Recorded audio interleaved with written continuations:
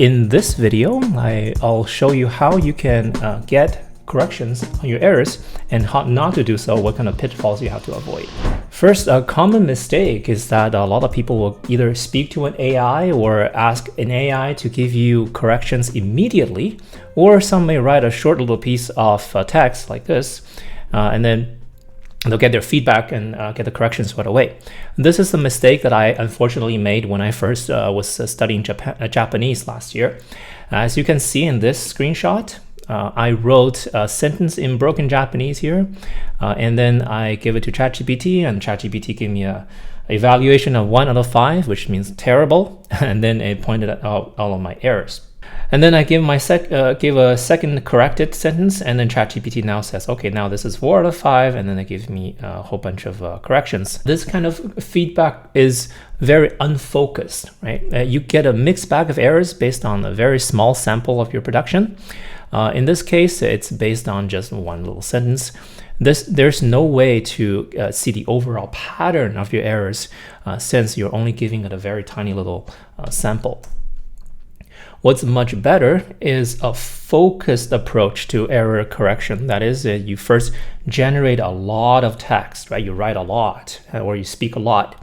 And then you give that large quantity of text to an AI to get corrections, but then you get to analyze it so that you can discover where your errors principally lie. This way you can zoom in or swoop in on those errors and then address them in a more focused way. Let me explain that with an example. So this is also backed by SLA, or Second Language Acquisition Research, as shown in this book by Ellis and Shintani right here. Just because this approach, this focused approach, is more intensive, and you are a lot more likely to notice these errors and be able to correct them in a more systematic way. Now let's go through a real example of how you can get effective error feedback so that you can apply it to your Mandarin learning right away. First, as we mentioned, you first need to write a lot, or you need to speak a lot, and then generate a lot of text that contain those errors. Right? Without a large data set, there's no way for you to actually observe what kind of patterns are you, what kind of errors you're making. You're not able to observe the kind of pattern in your errors. So if you write, you can, for example, dedicate half an hour to an hour every day just for writing. As for what to write, you can either write about your day, or you can write about what you did to improve your Chinese, for example, or whatever thought that comes to your mind. For example, if you're in school, you may have school assignments. You can just maybe write parts of it in Chinese and then continue it in English, right? So writing that in Chinese will first help you generate some ideas, and then you can finish it off in English and then submit it in English, right? For example, and other things like book reviews or internet comments or whatever you need to write in daily life, and just write some of it in Chinese and just do it for half an hour a day, or an hour a day. Just make writing Chinese as part of your daily routine. As an example, shown here is the Japanese journal entries I wrote as my Japanese learning routine. Notice that for this particular entry, I wrote it by hand, actually, right? And then I attached it as an image to my notes, followed by a digitally transcribed version, right? So this is the transcribed version, and that's the scan of my writing. Have a track record of your language learning process, so I can compare my writing from an earlier time to a later time and see how it really progressed, right? Additionally, it's good to alternate between writing digitally and also writing it by hand, right? Because each will involve a different thinking process that can affect your outcome. So for example, when you're writing, a lot of time you're distracted by these spelling corrections, and these input methods, and it's a different process than just writing it by hand, right? So you need to be able to get used to both modalities so that you can have a balanced skill set. For the handwriting pieces, you can take a picture of your writing with a camera and then upload it to an AI like ChatGPT. In this case, it's ChatGPT 4.0, and then have it transcribe it to you. In this case, I'm using a GPT called Echo. You can access GPTs from this button right here. You see GPT, and you can search for this GPT called Echo. It will just echo out whatever text or image you give it.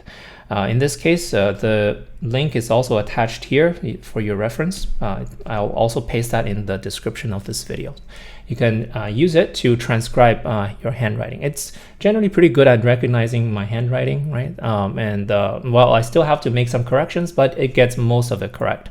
Now, if you prefer to speak, you can use this technique that I can show you. First, if you have an AI like ChatGPT, there is often a microphone icon in the chat box. You can tap on that, right? Tap on this microphone icon, and then you can speak. And after a while, you can press stop, or you can press send, and then you can copy out the text that it has transcribed. どのような社会的特徴を持った時代であったと説明されていますか? Or alternatively, these days, if you have a ChatGPT Plus subscription, you also have this button. This is the meeting recording button. If you press on that, you can record a very long conversation of up to 2 hours.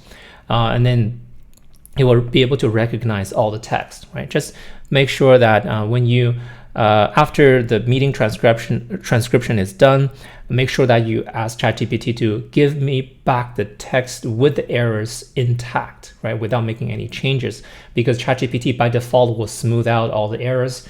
That's not what you want, right? You want a sample of your real speech. Now, as for speaking, we also recognize that speaking is much faster than writing. So if you want to generate a lot of text very fast, maybe speaking is actually a better idea. However, speaking can also make you a little bit tense. Like sometimes you're like, oh, I'm not sure how to say it. But when you're writing, you can think about it more. You have more time to really elaborate your thoughts. But when you're speaking, you kind of feel like you're on the spot. So it's a trade-off, right? So practice both modalities, writing and speaking. Now, let's say that you write about 500 to 1,000 characters a day. After you have done it for a week, you will have collected probably about 3,500 to 7,000 characters of writing. Shown on the screen here is what I wrote in Japanese over the course of a few days. And this is then my data set for the purpose of error correction. But for the purpose of this video, let's use some Chinese data set, so that's more helpful for you as a Chinese learner. This is downloaded from the CGED datasets from GitHub. In this video, I'll use the text in this corpus, but for you, use the text that you have written. Then you copy and paste this prompt into the AI chat box, and then paste all the text that you have written between the text tags, right? So in this case, I copy pasted the text in the corpus, but you can just copy paste in your text, right? The text that you wrote. And after that, ChatGPT will give you this big table. First, it will show you the wrong sentences that you wrote, and then it will show you the correct forms, and then it will categorize it by type and subtype, and then it will give you a comment. So you can then copy and paste that table into a Excel sheet or a spreadsheet or Google Sheets. And then you can sort them by type, right? Sort the errors by type or sort them by subtype. And then you can observe, okay, what is it that, what are the frequent errors that I make? What's the type of error that I frequently make?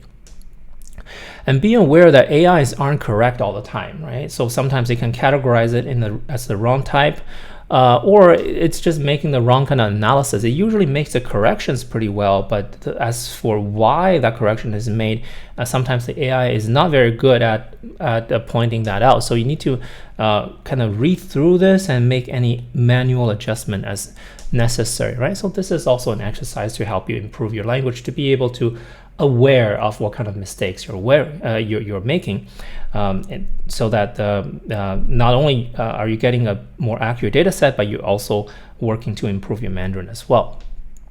To help you categorize your errors, here are the kinds of errors that you might make in your writing. First is the syntactical errors, and so these so there is an issue with the sentence itself. For example, a missing particle like le or de, or a redundant word like le or de, wrong word order, often seen in beginners, and also wrong connector words like 而且, right? Like 而且 or 和, etc. And then there are the morphological errors. For example, if you're missing a structural particles like the, right? Instead of saying 我的书, and you write 我书, right? So that's wrong, missing a the, or messing up separable verbs or duplication. For example, 散散步. Some people may say 散步散步, right? That's wrong. You should say 散散步.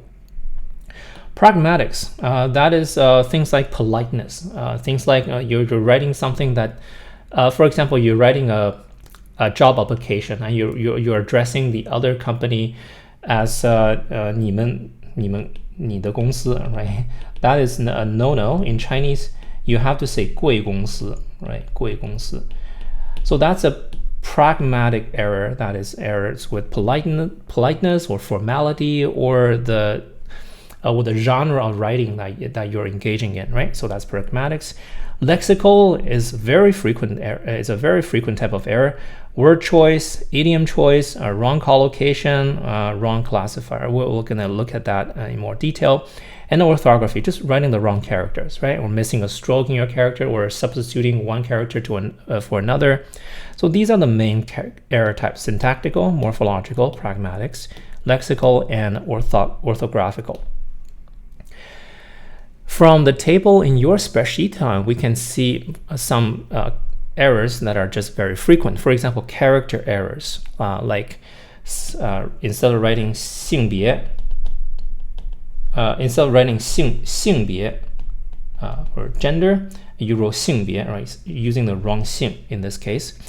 Or you're using the wrong collocations, like, for example, the student wrote 打下经验, right? That's wrong. Usually it should be 打下基础, right? To lay a foundation. But you don't lay your experience, you accumulate your experience, right? It should be 积累经验, 积累经验, for example, right? So that's collocation error. And you also notice that there are a lot of issues with missing particles like the and le. And then you also notice that there are word choice errors. As for the character errors and the collocation errors and the word choice errors, it's really hard to do that systematically. It's more like a case-by-case correction, right? You have to just focus on each one at a time. But for structural errors like missing particles, like these, we can actually address them in a more systematic way, which is what we're going to focus on in this example. So based on the errors you make, you can then do targeted practice on them. So let's say that you have a problem with missing the or inserting the in the wrong places. For example, here are the sentences. 按照联合国专家预算，生育率趋势还是会减速. Right? We should add a the in here. 生育率的趋势还是会减速. Or sometimes you might be adding a the extraneously. For example, 这个国家不会如人口过多的国家的乱. Right? You just get rid of it. And then 不会如人口过多的国家乱. Right? This is just a use of 如. Right? You don't say 如 something the. You just say 如. Right? So based on these examples, we can either refer to a grammar book, or you can refer to the Chinese 0 to Hero lessons. For example, if you can go to this particular part of Language Player, if you go to languageplayer.io, go to the Chinese section, go to resources, grammar, right? Then you can then you will be able to search the grammar points that contain the kind of particle that's in question. Or you can use this particular GPT that I made called HSK Grammar Point Lookup. You can, for example, ask this particular GPT, hey, list all grammar points that include the, and then ChatGPT will then give you all the grammar points that include this, including links to the lessons that you can review the grammar points for. Right, so these are two ways. You can look up the grammar points on the Language Player website and get to the Chinese 0 to Hero videos, or you can ask this particular GPT. The link is right here, and then the GPT will then decide which are the lessons you need to review. Alternatively, we can also let ChatGPT generate a set of review questions with this prompt, right? Just copy and paste this prompt into ChatGPT, but just paste in the part of the table that we have discussed, right? Paste in your spreadsheet, but only paste in the rows that contain the type of error you want to focus on, right? In this case, these are 2 rows that deal with the missing particle the, or extraneous particle the. And then ChatGPT will give you a set of exercises, right? It will give you a sentence like this, and it will ask you, is this sentence correct? Right? And then you have to decide, and then you find out that, okay, the answer key is that this is incorrect. It's because it's missing the structural particle, and you need to insert a the after 明显, right? You need to insert a the right here. And the second question is, let's 看图来比一比，我们会看的很明显的发现，在1950年时，全球只有6亿人口。Is this sentence correct? It is correct. No changes needed, right? 我们很明显的发现 because this is already included. I generally find that if you're using ChatGPT, the thinking model is a little bit better, or alternatively, it's a thinking mini model. At this recording, we're using ChatGPT 5. I find that if you just use a quick model, it's generally not very good at handling these kind of complex requests. So just try the thinking model if you're able to. And also to note that why some places the is required and other places it's not, it's quite complex. It's not very clear cut. And these sentences are generated by students who wrote the Taiwanese TOEFL exam, spelled TOCFL, TOEFL test. Of course, because it's Taiwan, they wrote in traditional Chinese. And these students are at the C1 level, which is equivalent to HSK 6, right? So these are quite advanced students, and they're still making these kind of errors. It just goes to show you that the is very, very tricky. Yeah, the mistake is very complicated and nuanced, and fixing these kind of errors will take some time and takes a lot of digging. But if you repeat this process every week as a habit, as a routine, you write a lot, you speak a lot, you get a lot of corrections, and then you systematically analyze all your errors and put them in some kind of spreadsheet. And then this spreadsheet will grow longer and longer and longer, and you can get more and more nuanced analysis and understanding of the kind of mistakes you make. And then this way, you are not just getting error corrections in a haphazard way, but in some more systematic and strategic way. And that's it for this video, and thanks for watching. See you in the next video.